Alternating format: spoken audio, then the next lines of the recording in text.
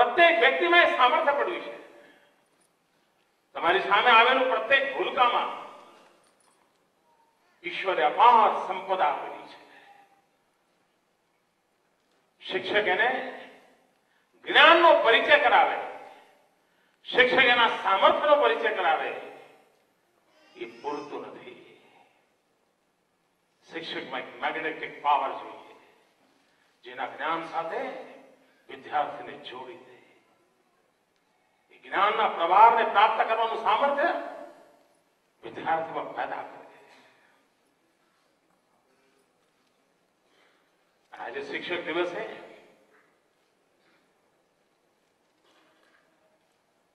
બે 2010 ગુજરાત એની સ્વર્ણિમ જયંતિ ઉજવવાનું છે.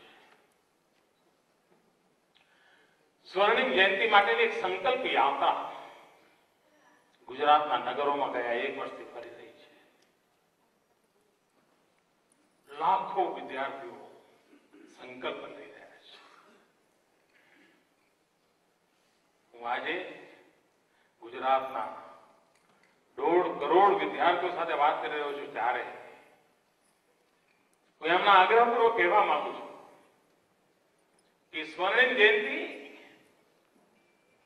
એ ગુજરાતના 50 વર્ષ કરતા હશે, પરંતુ સ્વર્ણિમ જયંતિ આપણા જીવનમાં એક સોનેરી અવસર કેવી રીતે બને, આપણા જીવનમાં જ્યાં છીએ ત્યાંથી આગળ ખપવા માટેનું કારણ કેવી રીતે બને, આપણા જીવનમાં વધુ સામર્થ્ય કેવી રીતે આવે અને આપણું જીવન સમાજ ઉપયોગી થવામાં એક ડગલું આપણે આગળ કેવી રીતે વધીએ, અને આ સંકલ્પનો ઉપયોગ પ્રત્યેક શાળામાં વિદ્યાર્થી હોય, શિક્ષક હોય, એક વાતાવરણ બનાવે. ચાહે સ્વચ્છતાનું હોય,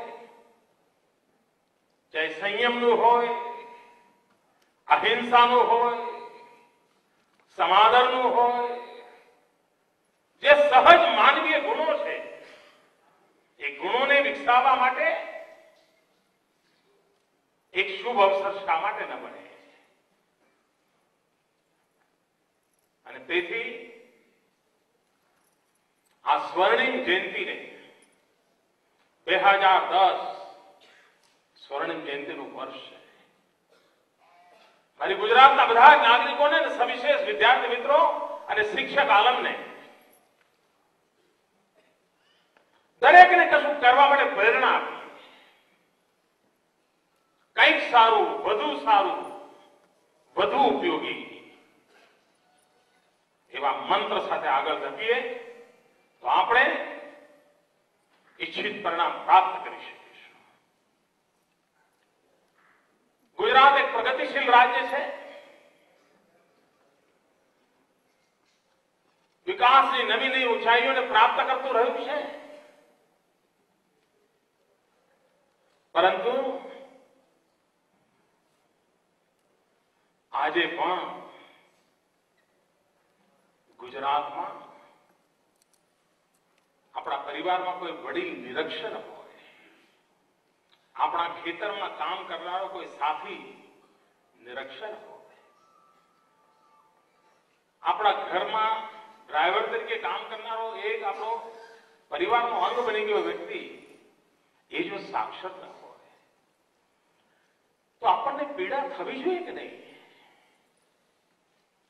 અનેક વર્ષોથી પ્રૌઢ શિક્ષા અને અનેક પ્રકારના પ્રયાસો થયા છે, પ્રયોગો થયા છે, સફળતા નિષ્ફળતાના વાદ અને વિવાદ થયા છે, બધું થયું છે, પણ તેથી પ્રયાસ અટકાવી દેવા, કામ રોકી દેવું, મને લાગે છે કે નવા જોમ, નવા યોજના સાથે આગળ ધપવાની આવશ્યકતા છે. શા માટે 2010 સ્વર્ણિમ જયંતિ ઉજવીએ ત્યારે ગુજરાતના 15 થી 60 વર્ષની ઉંમરનો કોઈ વ્યક્તિ નિરક્ષર ન હોય એવું બીડું કેમ ન ઉઠાવીએ? ઈચ વન ટીચ વન, એક ભણેલા બીજાને ભણાવે, આ સહજ સ્વભાવ કેમ ન બનાવીએ? એમાં સરકારને વચ્ચે લાવવાની આવશ્યકતા પણ નથી. કઈ સરકારે શું કર્યું, ભૂતકાળની સરકારો ભણાવ્યું હોત તો આજે કોઈ અભણ ના રહ્યો હોત, એ પ્રકારે બીજાને દોષ દેવા માટેનો આ સમય જ નથી. આજે આપણે આગળ કેમ જવું એનો નિર્ણય કરવા માટેનો સમય છે. ગુજરાતના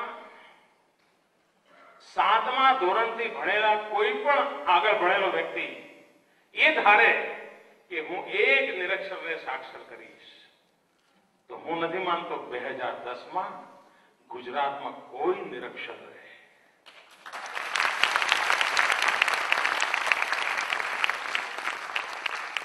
મિત્રો, ભારત માતાની બે ભુજાઓ છે, એક લક્ષ્મી એક સરસ્વતી. આ લક્ષ્મી વાળી ભુજા મજબૂત બનતી જાય, અપરંપાર લક્ષ્મી પેદા થતી જાય, પણ જો સરસ્વતી નહીં હશે તો એ લક્ષ્મી ડૂબાડવાનું કારણ બની જશે. લક્ષ્મી તો સ્થાયી ભાવે રહેતી હોય છે જ્યારે સરસ્વતીનો વાસ હોય.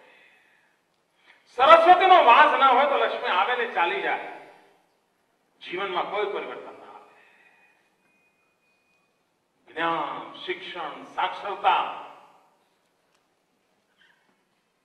આ સરસ્વતીની પધરામણી ન હોય એવું ગુજરાતનું કોઈ ઘર હોઈ શકે? અને તેથી જ ભાઈઓ બહેનો, આજથી જ આપણે એક નવા અભિયાનનો આરંભ કરવા માંગીએ છીએ. અને નવું અભિયાન છે સરસ્વતી યાત્રા. નિરક્ષરોને સાક્ષર બનાવવા માટેનું એક અભિયાન. આ સરસ્વતી યાત્રા અંતર્ગત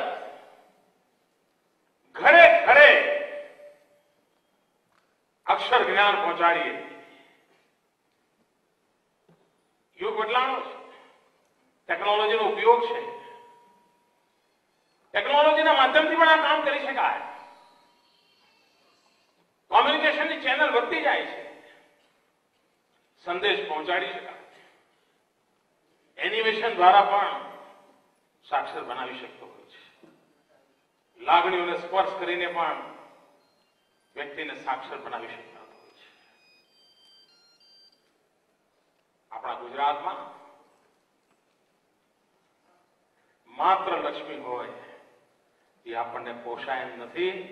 આપણને જેટલી લક્ષ્મીની જરૂર છે એનાથી વધારે સરસ્વતીની જરૂર છે.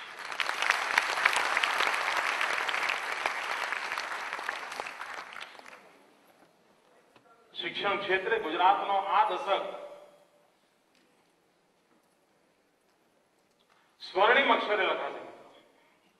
ગુજરાતની શિક્ષણ યાત્રામાં વર્તમાન દશક સ્વર્ણિમ યાત્રા એનો થશે. અનેક નવી યુનિવર્સિટીઓ, અનેક પ્રકારની યુનિવર્સિટી, સેન્ટર ફોર એક્સેલન્સ માટેનું વાતાવરણ 2012, 13, 14નો ગાળો હું જોઈ રહ્યો છું મિત્રો, કે ગુજરાત દેશ અને દુનિયાના વિદ્યાર્થીઓ માટે શિક્ષણનું ધામ બની રહેશે. હું સ્પષ્ટ જોઈ રહ્યો છું.